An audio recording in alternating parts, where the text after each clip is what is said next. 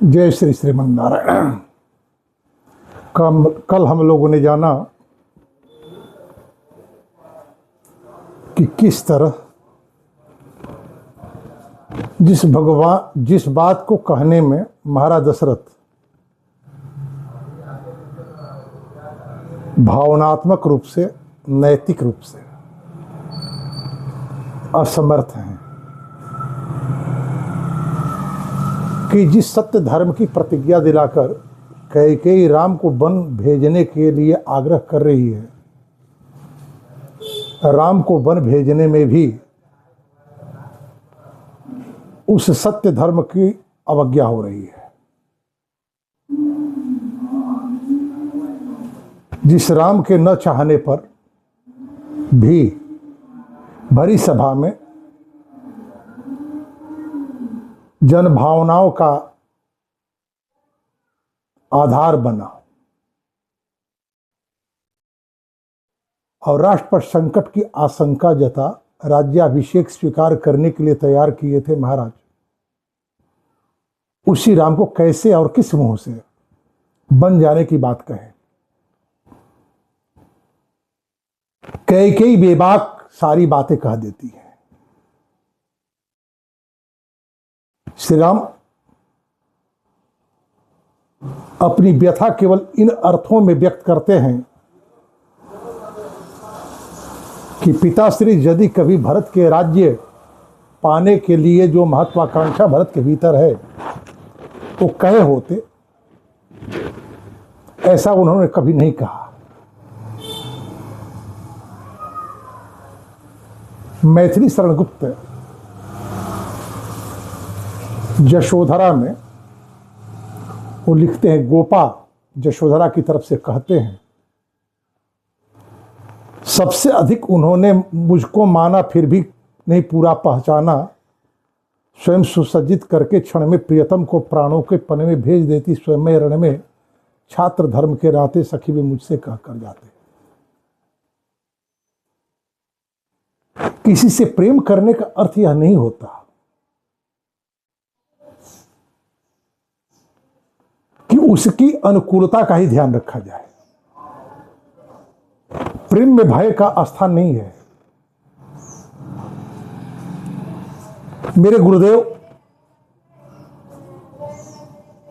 पंडित दीप नारायण द्विवेदी जी प्रायः कहा करते थे, जिस व्यक्ति से व्यक्ति प्रेम करता है अपनी समस्याएं खोलकर उसी के सामने रखता है। सीता की खोज करने गए हुए हनुमान जी से अशोक वाटिका में जब सीता की भेंट होती है तो सीता जी कहती हैं, कहे ते कछ दुख घटी होई, पर कासे कहे जान नहीं कोई। महत्वाकांक्षी और क्षुद्र हृदय वाले व्यक्ति वो चाहे कितने ऊंचे आसन पर आसीन हो, उनसे अपनी व्यथा नहीं करनी चाहिए। कि जब भी उनके अहंकार को, उनकी अहमन्यता को आपके किसी व्यवहार से चोट लगेगी तो आपको भरी सभा में नीचा दिखलाने के लिए वो कुछ भी कह सकते हैं।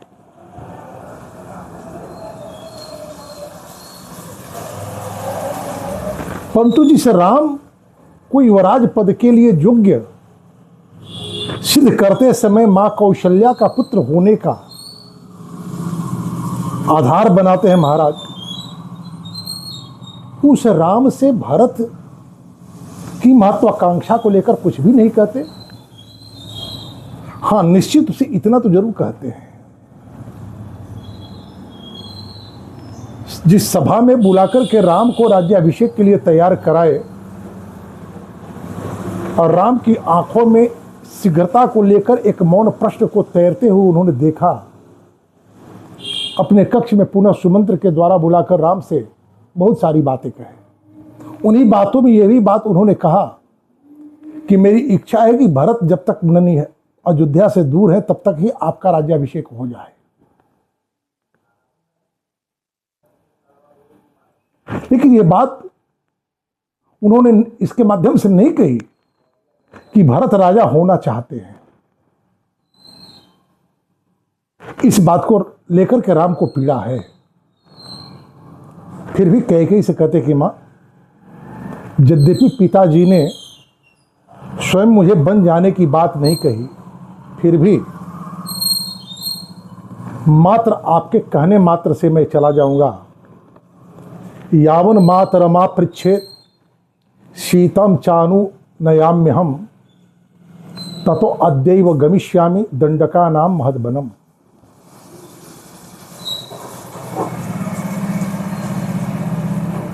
मैं अपनी माता से आज्ञा लेकर और सीता को समझाकर आज ही दंडकारण्य को चला जाऊंगा। हाँ, इतना करना, भरत पालयेद राज्यम शुश्रूषेच पितुर्यथा तथा भवत्या कर्तव्य सही धर्म सनातन। जिस तरह पिताजी ने राज्य और राज्य की प्रजा का पितृवत पालन किए हैं, उसी तरह भरत जब राजा बन जाएं तो सबका पालन करें, राज्य का और पिता की सेवा करें। यही सनातन धर्म है। स रामः पीतरम कृत्वा कैकेयीं च प्रदक्षिणम निष्क्रम्यांतः पुरा तस्मात् स्वं ददर्श सुहृज्जनम। जब सुमंत्र जी महाराज श्री राम को महाराज दशरथ से मिलने के लिए बुलाने गए हैं,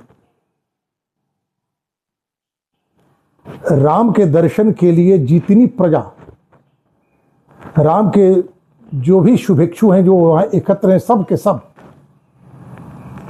कैकेयी भवन तक साथ आए हैं। ये सब बाहर खड़े हैं। श्री राम महाराज दशरथ और मां कैकेयी की प्रदक्षिणा किए और कैकेयी के उस विलास भवन से बाहर निकले। सूर्य जनों से उनकी भेंट हुई। लक्ष्मण अपने आंखों में आंसू भरे हैं, आक्रोश है, फिर भी धीर हैं, राम के पीछे पीछे हो लेते हैं। नौ चास्यल महतिम लक्ष्मी राज्य नाशोपकर्षति लोक कांतस्य कांतत्वात् शीत रश्मेरिवच्छयः। रजनी की शीतलता चंद्रमा के क्षय होने से समाप्त नहीं हो जाती। ठीक उसी तरह श्री राम की जो स्वाभाविक कांति है, इस राज्य के विनष्ट होने, लक्ष्मी के छिन जाने से समाप्त नहीं हुई, परंतु धारयन मनसा दुखम इंद्रियाणि निगृह्य च प्रवेशात ममान विष्म मातुरप्रिय संसिवान। अपनी माता कौशल्या के भवन में प्रवेश करते समय अपने इंद्रियों को नियंत्रित कर अपने दुख को अपने मन में धारण किए हुए हैं। क्या राज्य छीन जाने का दुख है? नहीं, इसका दुख नहीं है। दुख है इस बात की आशंका को लेकर कि जो मां कौशल्या राज्याभिषेक की सूचना पाने के बाद ब्राह्मणों को बुलाकर स्वस्तिवाचन आदि का आयोजन बना रही हैं, वो जब सुनेंगी कि मेरा राज्याभिषेक अवरुद्ध कर दिया गया, मुझे बन जाने की आज्ञा हुई है, उनके मन पर क्या बीतेगी। राम तो स्वाभाविक रूप से निष्प्रिय है। गोस्वामी तुलसीदास जी भी लिखते, प्रसन्नताम जे नगताभिषेक तथा न ममले वनवास दुख था। ना तो राम को राज्याभिषेक की सूचना पाकर आह्लाद हुआ और ना ही बन जाने की सूचना से दुखी हुए। सुख और दुख से परे हैं।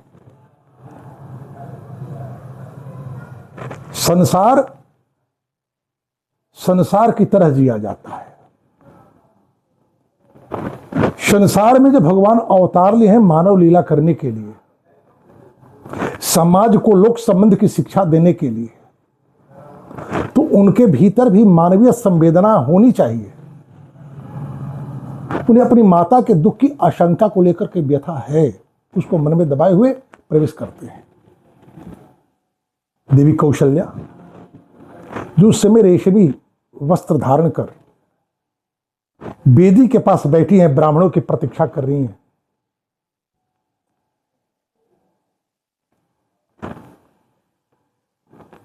राम को देखती हैं, कहती हैं सत्य प्रतिज्ञम पितरम राजानम पश्य राघव अद्य युवत्वाम सब धर्मात्मा यौ राज्य भी शिक्षति।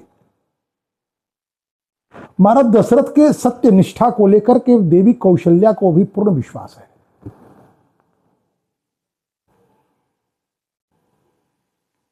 कहती है कि बेटा राघव जाकर के अपने सत्य प्रति के पिता का दर्शन करो, क्योंकि धर्मात्मा महाराज आज ही युवराज पद पर तुम्हारा अभिषेक करने वाले हैं। मां कौशल्या के इन वाक्यों को सुनने के बाद श्री राम बड़े ही द्वंद्व में पड़ते हैं। बड़ी ओह-पोह की स्थिति है कि कैसे बदली हुई परिस्थितियों की सूचना मां को दी जाए। कहना तो पड़ेगा।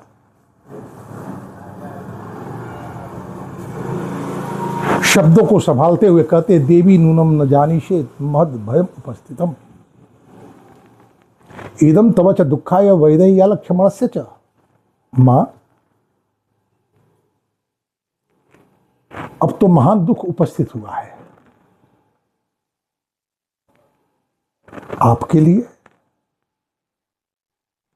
वैदेही सीता के लिए और लक्ष्मण के लिए। सीधे नहीं कहते कि मुझे बन जाने की आज्ञा हुई है। बातों को, वाक्यों को, शब्दों को संभालते हुए कहते हैं, आगे कहते हैं गमिष्ये दंडकारिण्यम की मनीना सनीन में विष्टराशन योग्यो ही कालो यम मां उपस्थितः।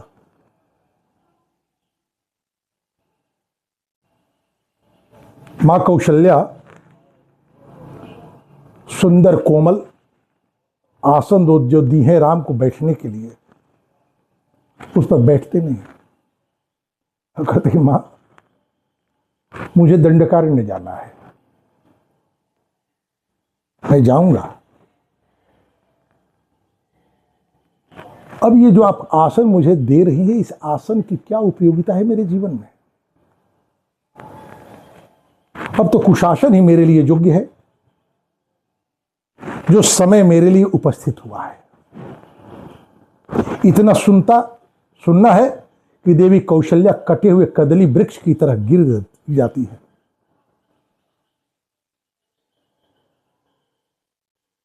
सारे अंग शिथिल पड़ जाते हैं। श्री राम अपनी मां कौशल्या को उठाते हैं, बैठाते हैं, सोचते हैं।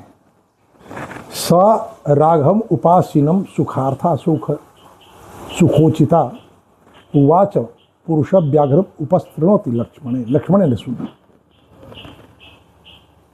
राम ने क्या कहा?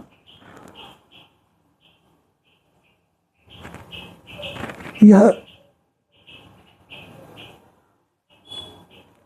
आर्थ हो गई हैं क्योंकि इनका सुख छीनने वाला है। जिस सुख के योग्य ये सर्वथा उचित है।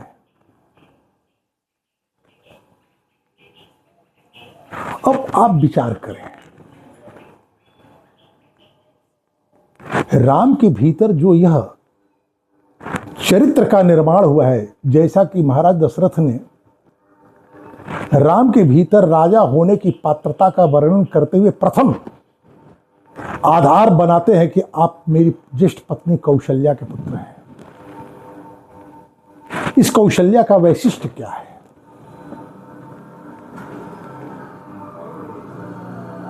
कौशल्या अपनी पीड़ा एक बार भी राम से नहीं कही।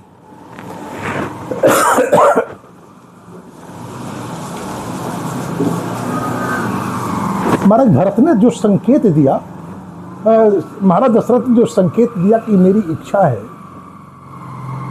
कि जब तक भरत अयोध्या से दूर हैं तब तक ही राम आपका राज्याभिषेक हो जाना चाहिए। कोई तो बात है। महाराज दशरथ कैकेयी का मनुहार करते हैं जब अपने निर्णय पर पुनर्विचार करने के लिए, उस समय एक बात कहते हैं, बड़ी मार्मिक बात है कौशल्या के संबंध में। जदा जदा च कौशल्या दासी वच सखी वच भार्यावत भगनीवच्च मातृवच्चोपतिष्ठते सततम प्रिय कामा में प्रिय पुत्रा प्रियम बदा न मया सत्कृता देवी सत्कारार्हा कृते तव। कैकेयी वो कहते हैं, कैकेयी जिस सम्मान की अधिकारिणी, जिस स्नेह जिस प्रेम की अधिकारिणी कौशल्या हैं, उन्हें उस अधिकार से हमने वंचित कर दिया केवल तुम्हारे कारण। कौशल्या का गुण क्या है? एक उत्तम नारी उत्तम पत्नी का गुण होता है। हमारे साहित्यकारों ने लिखा है, कार्ये दासी रतौ रंभा भोजने जननी समा आपत सुमंत्रिणी भर्तु सा नारी पतिव्रता। पतिव्रता स्त्रियों में 4 गुण होते हैं। कार्य करते समय दासी हो जाती है, आत्माभिमान नहीं होता, रति काल में अपने पति को पूर्ण आमोद देती हैं। कार्ये दासी रतोरंभा भोजने जनित भोजन कराते समय माता की तरह होती हैं और विपत्ति काल में मित्र हो जाती हैं। कौशल्या के गुणों का यही वर्णन करते हुए कहते हैं, जदा जदा च कौशल्या दासी वच सखी वच। मेरी कौशल्या जब भी मेरे पास आई दासी की तरह आत्माभिमान छोड़कर, कि सामान्य घर की कन्या नहीं थी। आगे हम लोग देखेंगे कि राम को बन जाने से रोकने के लिए लक्ष्मण प्रयत्न करते हैं और कहते हैं कि भैया आपके बन जाने के बाद मां कौशल्या और कौशल्या के प्रति आश्रितों की क्या स्थिति होगी। राम कहते हैं कि भाई इसके लिए भरत से कोई अपेक्षा करने की आवश्यकता नहीं होगी। मेरे ननिहाल से मां कौशल्या को उतनी संपत्ति मिली है, उससे अनेक प्रजाओं का भरण पोषण कर सकती है। फिर भी उनके भीतर किसी प्रकार का आत्माभिमान नहीं है। जो स्त्री, जो पत्नी अपने मैके के गौरव का भान रखती है, उसका दाम्पत्य जीवन छिन्न-भिन्न हो जाता है। तो क्या कौशल्या का दाम्पत्य जीवन सुरक्षित है? इस पर विचार हम लोग करेंगे, अभी नहीं। जदा जदा च कौशल्या दासी वच सखी वच, सखी की तरह आपत सुमंत्रिणी भरतु। महाराज दशरथ के जीवन में जब भी संकट आया, कैकेयी के कारण कौशल्या की भले ही उन्होंने उपेक्षा की हो, परंतु संकट के क्षण में कौशल्या ने महाराज दशरथ को यूं ही अकेले नहीं छोड़ी। भार्या बनकर।